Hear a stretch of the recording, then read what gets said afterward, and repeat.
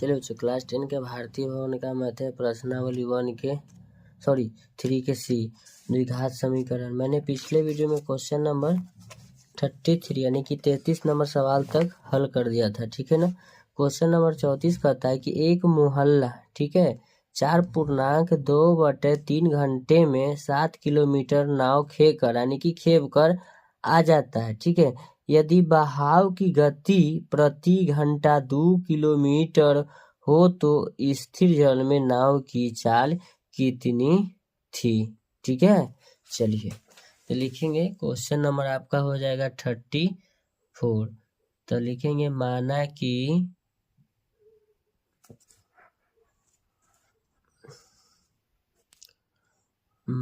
कि स्थिर जल में नाव की चाल बराबर x किलोमीटर प्रति घंटा, ठीक है। तब कहता है कि 7 किलोमीटर प्रति घंटा की समय लगता है ना, एक सेकेंड। आप देखिए सवाल पर क्या कि चैप्टर ही वही है ना, सवाल पर ले जाते हैं। कहता है 7 किलोमीटर जो है नाव खेकर आ जाता है, तो कितना समय लगता है उसको? 4.2/3 घंटा लगता है उसको 7 किलोमीटर जाने में, ठीक है ना। चलिए तो हम लिखेंगे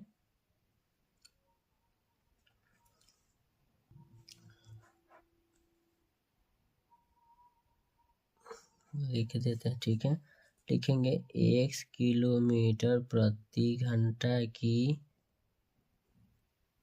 चाल से 7 किलोमीटर जाने में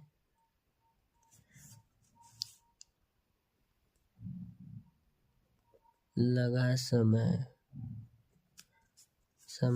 तो लिखेंगे समय बराबर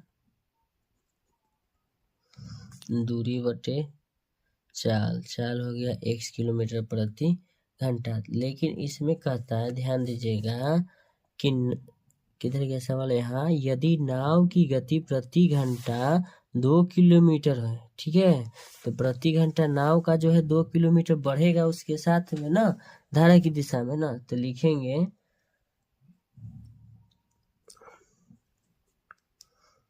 धारा की दिशा में जाने पर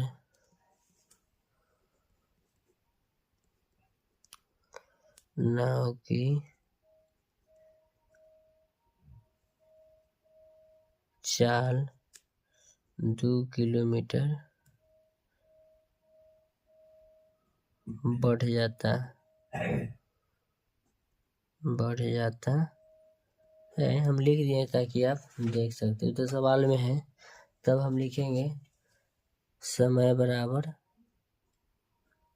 दूरी बटे चाल, यानी कि दूरी वही है, चाल आपका 2 किलोमीटर बढ़ रहा है धारा के साथ, तो ये 2 किलोमीटर प्रति घंटा आपका बढ़ गया। ये आपका हो गया समीकरण 1। अब लिखेंगे धारा के विपरीत दिशा में, धारा के विपरीत दिशा में नाव की चाल बराबर चाल दूरी बटे समय हो जाएगा, क्योंकि हमको समय दिया, दूरी समय निकालना है ना, चाल, ठीक है। 2 किलोमीटर प्रति घंटा घट जाएगा, आपको समझाने के लिए लिख रहे हैं, ठीक है। तो लिखेंगे समय बराबर आप दूरी तो ये 7 किलोमीटर जाएगा, 7 किलोमीटर आएगा, लेकिन आप नाव पर चढ़े होंगे तो जिधर पानी बहता है उधर नाव स्पीड चलता है, जिधर पानी नहीं बहता उधर नाव स्पीड नहीं चलता है। तब लिखेंगे x-2 यानी कि 2 किलोमीटर वो अवरोध करेगा ना, यानी कि रुकावट पैदा करेगा। समीकरण क्या लिखेंगे? 2। तब कहता है प्रश्न से लिखेंगे,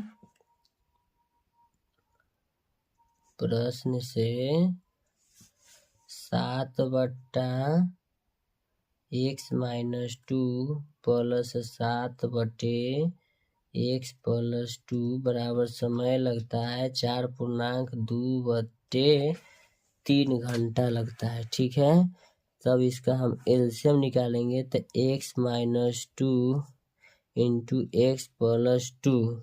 ठीक है, तो इसको हम लिख देते हैं 7 इंटू x+2।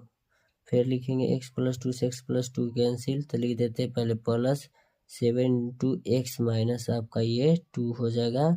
4×3 = 12, 2 14 बटे आपका क्या हो जाएगा 3 हो जाएगा। तो 7 गुना x आपका हो जाएगा 7x प्लस 7 दूना 14 प्लस 7x माइनस 7 दूना 14। a plus B into A minus B बराबर आप सूत्र पढ़ेंगे a²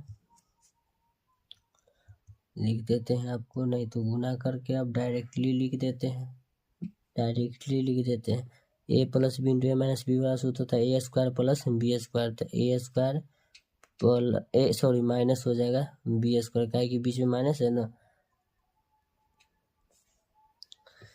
तब देखिए यहाँ क्या लिखेंगे 14 प्लस में माइनस में कैंसिल, 7 और 7 आपका हो जाएगा 14x/x², 2 के स्क्वायर आपका 4 हो जाएगा बराबर 14 लिखेंगे 14x/x² माइनस 4 बराबर कितना था 14/3। 14 से 14 कैंसिल करेंगे, x/x² माइनस 4 बराबर 1/3। अब गुना करेंगे तो ये हो जाएगा आपका x² माइनस 4 बराबर 3 गुना x 3x। तो लिखेंगे x² माइनस 3x, इधर आएगा माइनस 4 बराबर 0। तब इसमें कॉमन लेना क्या है ना है, पहले 3 अंक वाला है ना 3 पद, इसको गुना करेंगे तब 4x² को ऐसा तो ना कि जोड़ घटा के हमको कितना आना चाहिए माइनस में 3 आना चाहिए। तो चलिए x² माइनस 4x प्लस हम x लिखते हैं माइनस 4 बराबर 0। तो x कॉमन ले लेंगे तो x होगा माइनस 4, फिर इसमें हम एक कॉमन लेते हैं प्लस में 1 तो x होगा माइनस में 4 बराबर 0। अब देखिए दोनों सेम है तो कोई एगो लिखेंगे x प्लस 1, फिर लिखेंगे x माइनस 4 बराबर 0। चलिए अब इसका हम लिखते हैं x प्लस 1 बराबर 0, x बराबर माइनस 1, फिर लिखेंगे x माइनस 4 बराबर 0, x बराबर आपका हो जाएगा 4। किसमें आया 4 प्लस में। तो हम जानते हैं कि जो जल होता है ना, जल में चाल माइनस कभी नहीं होता है, जब भी होगा वो 0 कभी भी नहीं होगा। हम बताते हैं जब भी होगा वो बढ़वे करेगा। तो यहाँ माइनस में आ गया प्लस में आ गया, तब यहाँ हम लिख सकते हैं आपको नाव की चाल बराबर, पूछेगा कौन चाल, तो शांत जल में 4 किलोमीटर प्रति घंटा। ऐसा ही वीडियो का कंटेंट पाने के लिए अपने चैनल को लाइक करें, सब्सक्राइब करें। थैंक यू सो मच, मिलते हैं नेक्स्ट वीडियो में।